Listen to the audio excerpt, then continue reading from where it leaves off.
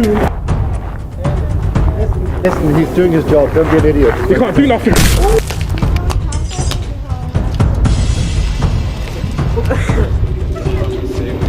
Get back to the police car!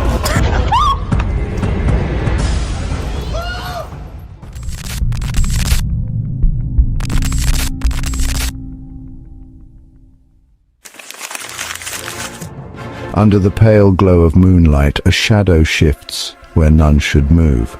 The crimson-coated figure stands rigid, his bayonet glinting like a fang. Tourists whisper that if you linger too long past midnight, you'll hear it.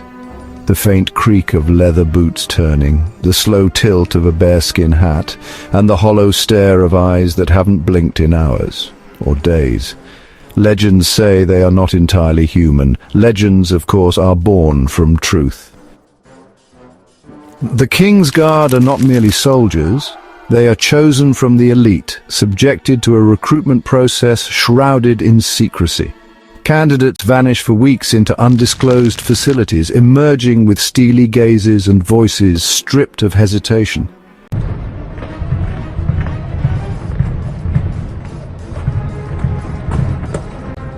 By the left, right wheeling, quick, march.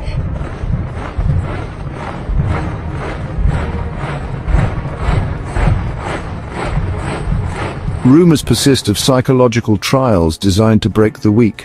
Nights spent in pitch-black chambers, interrogations by masked superiors, and oaths sworn in languages long forgotten. Only those who prove utterly ruthless, unshakable in loyalty are selected. Their humanity, some say, is the first sacrifice. Left turn, get out! Once chosen, the guards endure a regimen bordering on torture. Marching for 48 hours without rest, standing motionless in bone-chilling rain until their uniforms fuse to their skin. They are drilled to suppress pain, fear, even blinking. Whispers within the military suggest recruits are taught to channel something darker, an ancient discipline that transforms them into living statues, their hearts beating slower, their breath undetectable. They become more weapon than man, capable of snapping into lethal motion faster than a scream escapes your throat. Officially, they protect the crown, but old documents hint at a darker duty.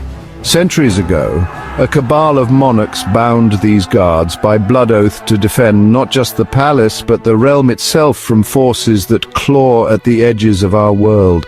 The bearskin hats, towering like grim crowns, are no mere tradition. Each pelt is ritually prepared, said to dull the whispers of entities that stalk the unseen. The scarlet tunics, a warning, the color of spilled blood, a signal to tread lightly.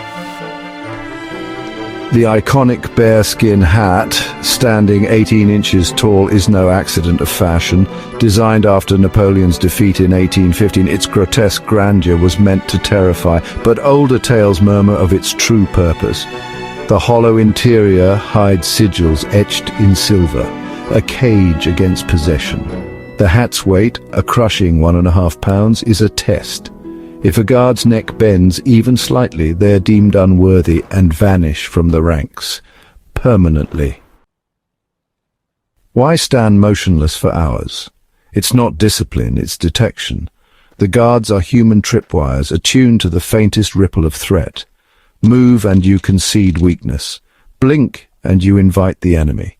Some claim their stillness is a trance, a state where they commune with spectral sentinels of the past.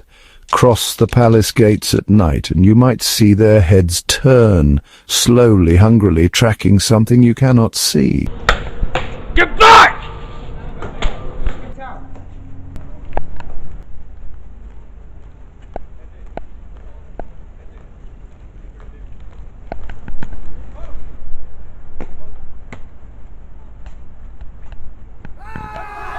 Tourists laugh, dabble in daredevilry, and learn harsh lessons.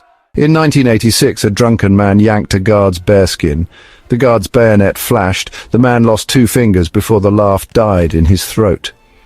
In 2014, a woman posed mockingly for a selfie, backing into a guard's path. She awoke hours later in a nearby alley, memory erased, her camera filled with static. Authorities dismissed it. The guards never spoke. Behind the spectacle lies suffering. Frostbite gnaws at toes during winter vigils. Heatstroke fells recruits like felled trees, yet the guards never break rank. Some, retired and hollow-eyed, speak of nightmares, figures in bearskins lingering at the foot of their beds, or the phantom weight of the hat pressing down even in sleep.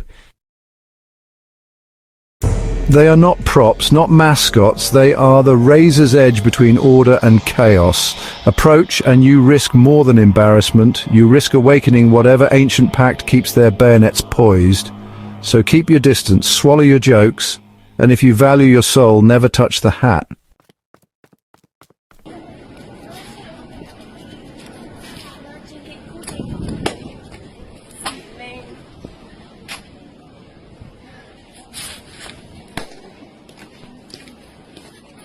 As dawn breaks, the guard rotates. The relief march arrives, boots echoing like a death knell. The sentinel departs. But something lingers, a cold spot in the air, a whisper in the wind. You are being watched. Always. But he can't do nothing. He can't do... Hey, listen, he's doing his job. Don't be an idiot. He can't do nothing.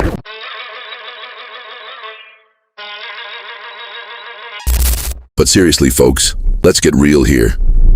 These soldiers are out there busting their asses for hours on end, standing tall under the scorching sun and freezing snow. Trying to mess with them or get them to bust a move is just plain not cool. Remember, they're soldiers, and you never know who's just itching for a fight. So let's show some damn respect, all right? Thanks.